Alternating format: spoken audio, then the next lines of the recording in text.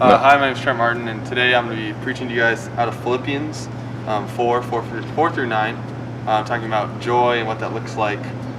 So the first thing I want to do is kind of tell you a story about joy, about rejoicing. So it's going to be a golf story, which might surprise some of you, considering that I'm not the best at golf. But it was a good illustration nonetheless. So first hole at Pico, I get up to the tee. A nice little swing at it. It goes wide left, but then it gets a lucky bounce, hits a tree, ricochets back onto the green. It's an easy birdie putt, my first birdie ever. I'm elated. I'm full of joy. And then the next hole, I'm on the high from that birdie. I'm ready to come into that next hole and get another birdie. I mean, how hard can it be? So I get up there, swing, mighty hack, and it soars 170 yards. But way left, about 30 yards left of the green. So I get up there, I can salvage a par here. It's not that bad. Get up there, take a nice cut. It hits a metal pole, bounces 40 yards back onto the fairway. And at this point, a little mad, a little frustrated. Get up to it for that third shot, swing as hard as I can at it, just out of frustration, send it way over the green onto the other side. Then I have to chip again, and basically I maxed out on the hole, triple bogey. And I'll tell you, I will not feeling very joyful after that hole. So the whole idea is just showing that we use a lot of times in our life things to fill us up with joy, and we are all searching for that joy. And so we try and fill it with things that don't matter.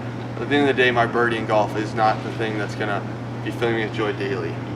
So as we have this empty feeling a lot of times, and we're left searching for it in other places. So I'm here to show you today that Paul in Philippians shows us this wonderful idea of rejoicing in the Lord daily and in thanksgiving while thinking of holy things. So joy is something that every human being wants to experience. We all know that. I think we all have had joyful days that have been the best days. I know some of my best days have been some of the most joyful days of my life. Seeing my sister graduate from middle school, that was a joyful day. Me graduating from high school, full of joy, just stuff like that. And some of my worst days have just been where joy has just been absent and nowhere near me, and I just haven't been able to rejoice in anything at all. So what if I told you guys if we can rejoice and feel joy daily? And we could do that by practicing rejoicing daily and thinking pure thoughts. God is calling us to be above the world, and we should rejoice in that. So, I'm sure none of us have ever had a day that has been completely full of joy apart from Jesus on earth. We're all broken sinners who fall short of the glory of God, so we all have bad days and days where it just feels like joy is not anywhere to be found, and we can't rejoice in anything. And the consequences of this is that we oftentimes search for joy in the wrong places, like I talked about earlier, like in golf. I'll search for joy in my birdies and then not find it on my triple bogeys. But we cannot get separated from the joy that we can find in Christ, and we can rejoice in that. And I'm not here to sell you on the idea that we will have rosy, perfect lives, without everything will be perfect, but I think that if we try and find daily joy and rejoice in Him every day and practice that, then we can live joyfully, just as Paul does in Philippians 4, and calls us to live holy lives of thanksgiving and full of rejoice. So let me go through the passage. I'll go through the passage, Philippians 4 through 9. Rejoice in the Lord always. Again, I will say rejoice. Let your reasonableness be known to everyone. The Lord is at hand. Do not be anxious about anything, but in everything by prayer and supplication with thanksgiving, let your requests be made known to God. I think it's interesting to note that he says, do not be anxious about anything. So I'm sure that we can all have times where we're anxious about stuff, even in school, about Deck Daving coming up. We're all anxious about things. And here he says, do not be anxious about anything, but in everything, through prayer and supplication, let your requests be made known to God. So really just have to turn it to God. It continues on, and the peace of God, which surpasses all understanding, will guard your hearts and your minds in Christ Jesus. Finally, brothers, whatever is true, whatever is honorable, whatever is just, whatever is pure, whatever is lovely, whatever is commendable, if there's any excellence, if there's anything worthy of praise, think about these things. And Paul is very clear here. He does not say, oh yeah, maybe think about these things. No, he says, think about these things. He says, think about whatever is true, honorable, pure, just, lovely, commendable. We are to think of these things. And then in verse 9 he continues, what you have learned and received and heard and seen in me, practice these things, and the God of peace will be with you. So we can see in verse 4, where it says, rejoice in the Lord always. Again, I will say rejoice. That's Paul's call to action for us to rejoice daily. And we see that also later in the verse touches on how he understands that there's anxiety and just in the world, and even back in Philippi, the church of Philippi, there's anxiety there, and anxiety causes us to lose sight of the Lord. So he says, do not be anxious about anything. And the benefits of rejoicing can be found in verse 7. And it says, the peace of God, which surpasses all understanding, will guard your hearts and your minds in Christ Jesus. So that is the benefit of rejoicing in the Lord daily, is we can have a peace that just surpasses all understanding, all knowledge, anything like that, guards our hearts. And that just sounds incredible to me.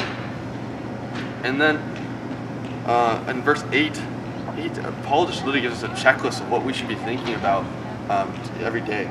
We should be thinking about whatever is true, honorable, just, pure, lovely, commendable.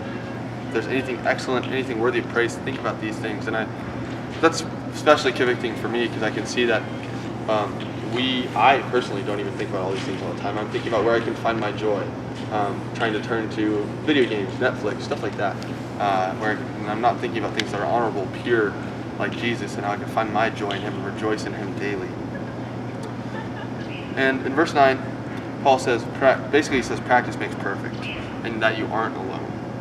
So he says, what you have learned and received and heard and seen in me, practice these things. He understands that it's not going to be a one-night transformation of trying to turn to joy and rejoicing in the Lord. It's going to take practice. It's going to take practice of figuring out where am I turning to for joy and not rejoicing in the Lord daily.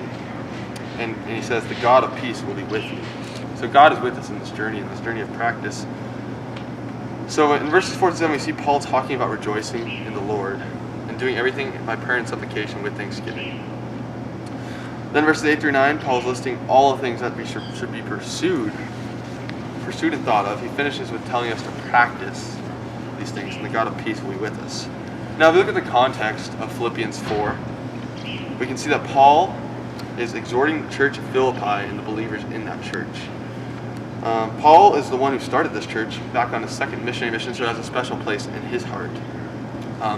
He planted this church back on his second missionary journey, and Luke chronicles that in Acts. But he's the one who started this church, so he knows this church deeply. He knows their struggles, and he heard about them when he was in prison in Rome. So he's imprisoned in Rome, and he gets letters saying, the church in Philippi needs encouragement and prayer and exhortation. So Paul then writes this, and in response to that, he writes, rejoice in the Lord always. Again, I will say rejoice. And that blows my mind when I read that. We have a guy who's imprisoned by the Roman Empire, writing to a church that he put together, that he helped start, and he's telling them to rejoice. That just blows my mind to me. He's telling people to rejoice when I don't know how I could rejoice in prison myself, but that's because he's finding his joy in the Lord. He's not trying to find his joy anywhere else. If he was trying to find joy anywhere else in that prison, I'm sure he'd be in the dumps. But this is Paul, and Paul has just grown tremendously spiritually. He's practiced these things just like he tells us to do in verse 9. So he practices daily rejoicing to the point where he gets comfortable enough to tell others from prison to rejoice in the Lord daily, because I am doing so in imprisonment. And so he's instructing the church to find joy and peace and thanksgiving in the Lord, always imprisonment. So that's a little bit of the context of the verse, which adds many layers to it. It adds the idea of just, wow, Paul, when he says in verse 8, or if it says in verse 9, practice these things. This is the guy who practices what he preaches. This is the guy who truly rejoices in the Lord and is not anxious about anything. And everything by prayer and supplication with thanksgiving, he made his request unto God, and God has granted him this joy that he can have in prison, that he can preach to this church in Philippi. So the main spiritual theme I'd argue in this passage is living righteously and trusting in the Lord to provide joy for our lives, and then practicing these things. So you may be asking, what now? Practicing rejoicing daily and thinking pure thoughts sounds good, but what does that look like in the real world? Well, it means that we can put our trust in the Lord in every situation and rejoice in that. So that means we can put our trust in the Lord in the highest of highs, when we're we just aced that exam or had a really great day, we can rejoice in that. But also when we had a really crappy day, when we failed a test, when we're in a fight with our friend, we can find our joy in the Lord regardless of our circumstances, which that's an incredible thought. And we can continue to strive to be more Christ-like every day, knowing that we can rejoice in the Lord regardless of our circumstances. Now, it does not mean we have to be perfect. It does not mean that we can't feel feelings, that we can't feel bummed out about a bad grade, bummed out about conflict with friends, or super excited. But it means that we can be imperfect. And throughout the day, know that though the Lord is perfect, we can find joy from Him. We can rejoice in Him. The perfect illustration of this idea of rejoicing is obviously Paul, the one who wrote this letter to Philippi. We should strive to emulate Paul. Obviously, he says this in verse 9. He says, practice these things as you have seen in me and heard and received from me. So when we delight in the Lord, He will protect us and guard His heart just like He is doing with Paul. So I think we should really ask ourselves, what would Paul be doing right now when he rejoices in that situation? So that probably sounds pretty easy, but what are some practical ways to apply this to your life? One way that I would recommend is to practice journaling daily. Journaling daily ideas and thoughts of where I'm trying to find my joy other than the Lord. Say, Lord, I was trying to find my joy in hanging out with my friends today. And when you're documenting this, you're not only admitting it to yourself, but you are also like giving it up to God. So I'd recommend trying journaling daily reminders of what you can rejoice in as well.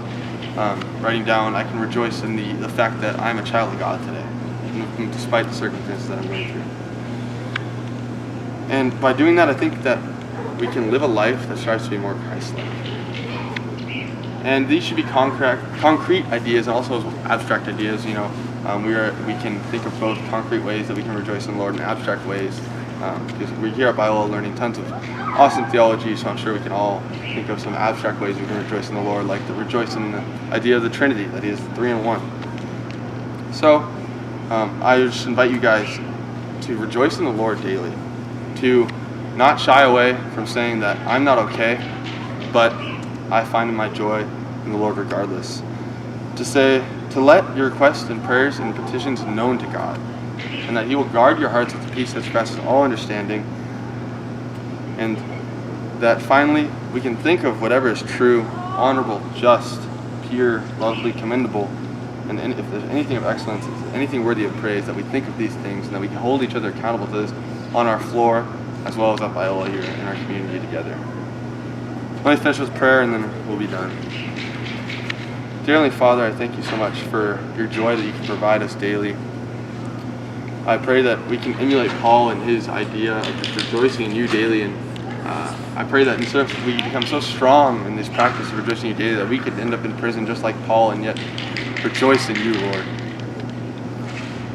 I pray that You will be with us in the highs and the lows, as I know You are, and I thank You for the ability to preach Your word today out of Philippians, and I pray that it will sink into their hearts and minds of the listeners. In Your name I pray. Amen.